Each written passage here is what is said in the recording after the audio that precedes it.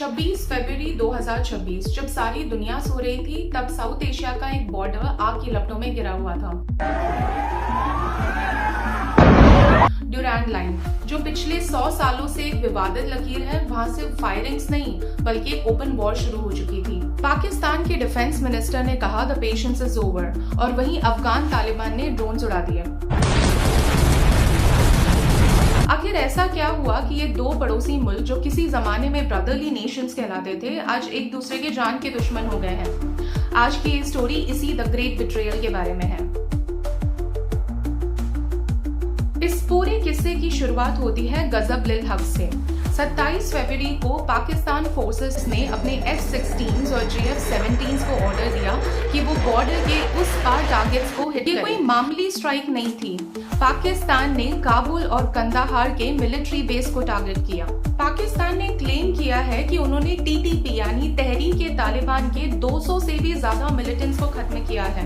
उनका मानना है कि तालिबान ऐसे टेररिस्ट को सेफ हेवन प्रोवाइड कर रहा है। लेकिन यहाँ एक ट्विस्ट है। अफगान तालिबान कहते हैं कि हमने किसी को पनाह नहीं दी, पाकिस्तान सिर्फ अपनी इंटरनल फेलियर्स का गुस्सा हम पर निकाल रहा है।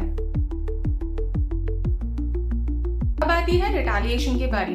तो अफगान तालिबान, जिसे हमने हर बार गुरिल्ला वारफेयर करते देखा है, इस बार कन्वेंशनल वॉर पे उतर आई है।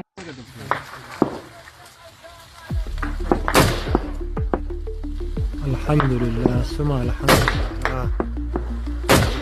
उन्होंने अपने फतेह ड्रोन्स और कैप्चर्ड US मिलिट्री इक्विपमेंट्स का इस्तेमाल किया है। रिपोर्ट्स के मुताबिक तालिबान ने पाकिस्तान की 19 बॉर्डर पोस्ट पे कब्जा कर लिया है। और तो और सोशल मीडिया में भी ऐसी बहुत सारी वीडियोस वायरल हो रही है जहां पर अफगान सोल्जर्स पाकिस्तान टेरिटरी में एंट्री करते दिखाई दे रहे हैं।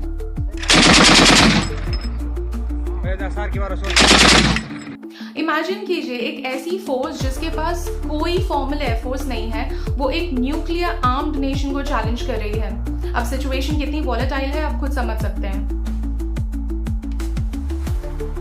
लेकिन ये सब आज ही क्यों हो रहा है? इसके पीछे 130 साल पुरानी एक कहानी है। ब्रिटिशर्स ने 1893 में एक लकीर खींची थी, द ड्यूरैंड लाइन। इस लकीर ने पश्तून ट्राइब्स को 2 हिस्सों में बांट दिया। अफगानिस्तान ने इस लाइन को कभी नहीं माना। जब 2021 में तालिबान आया तो पाकिस्तान को लगा उन्हें फ्रेंडली नेबर मिल गया है, लेकिन रियलिटी बिल्कुल अलग थी। तालिबान ने वही पुराना राग अलापना शुरू कर दिया कि उन्हें ड्यूरैंड लाइन मंजूर नहीं है। इसी को लेके दोनों साइड में प्रॉब्लम्स शुरू हो गई और अब ये ओपन वॉर यही 100 साल पुराने गुस्से का नतीजा है। सबसे बड़ा सवाल, क्या ये वर्ल्ड वॉर 3 की शुरुआत है या सिर्फ एक रीजनल कॉन्फ्लिक्ट? चाइना यहाँ सबसे ज्यादा टेंशन में है क्योंकि इन सब के चलते उनका CPEC प्रोजेक्ट खतरे में है।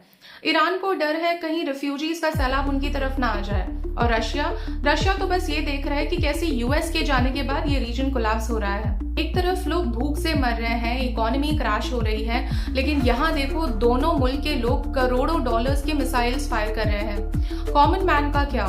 तोरकम बॉर्डर पे हजारों लोग फंसे हुए हैं, जिनमें बच्चे और बूढ़े दोनों हैं। क्या पाकिस्तान और अफगानिस्तान एक फुल स्केल वॉर अफोर्ड कर सकते हैं? जवाब है नहीं, क्योंकि दोनों की ही इकोनॉमी ICU में है। लेकिन जंग अक्सर दिमाग से नहीं, ईगो से लड़ी जाती है। अगर ये वॉर नहीं रुकी तो पूरा सेंट्रल एशिया डिस्टेबलाइज हो जाएगा। आपका क्या मानना है?